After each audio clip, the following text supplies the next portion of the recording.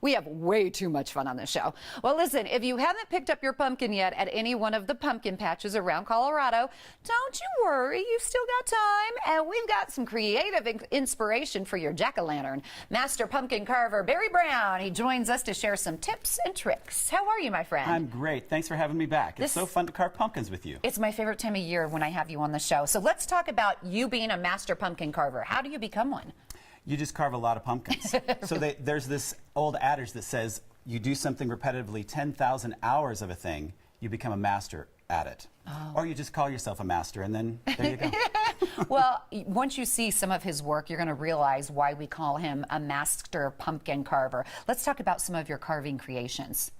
Well, so I do a lot of Dia de los Muertos carvings because the artwork is so beautiful, but also the inspiration about how we're still connected. I don't know if you saw that movie about Coco, where the people who have passed on are still with us. Yeah. And so during Halloween time, during this Dia de los Muertos time, we connect with each other. And so we set out beautiful things like this that they would enjoy. This is amazing just to look at. How long does it take you to carve a pumpkin like that? It's funny that people ask me that question because it takes however long it takes. You start and then you end.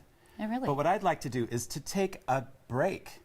And so the time in between is the part that's fun. And so I like to teach families how to carve because it's a time together. However long it takes, it doesn't matter. But being together is the fun thing. All right, what do I need to get started? Teach me. Well, we're going to talk about patterns. You can get those online anywhere. Just download them, or there's patterns that you can buy online. But the important thing is to cut around the pattern so that there's still the pattern line around there. You tape it top and bottom and side to side. And then I call these little things bubbles.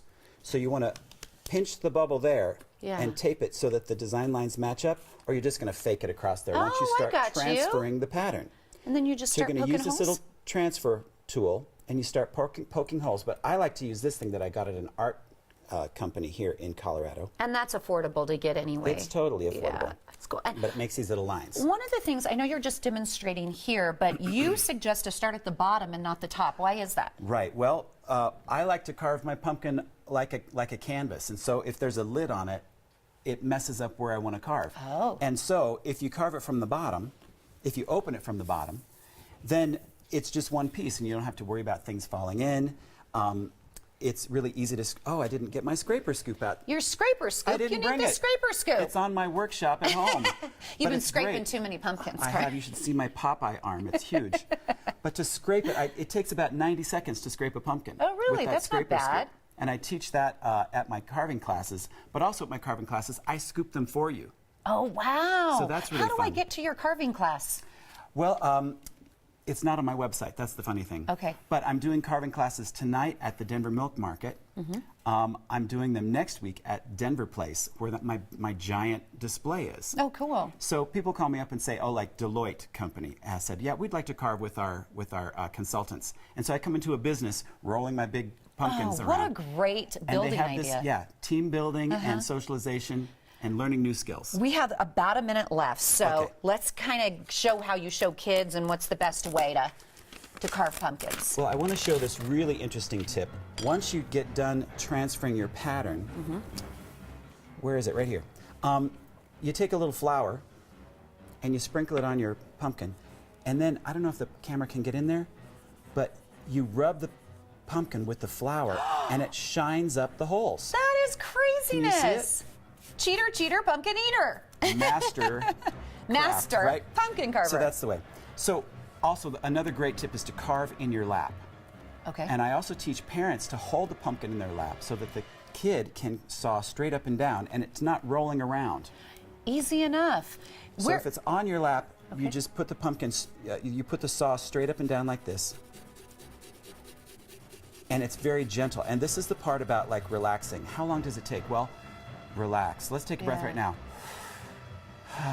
It's like driving in the right lane at the speed limit. It's great. I have to say that you make some amazing pumpkins. You made one for Colorado and Company. I saw one that you did of my face on Facebook. This is this one right now. Is it really? I want to show it right here. Oh. Okay, quickly. We have like 5 seconds left. Here we go. There's That's Denise. my face? Dun-ta-da. Oh my gosh, that's my There face. she It didn't look is. like my face over there.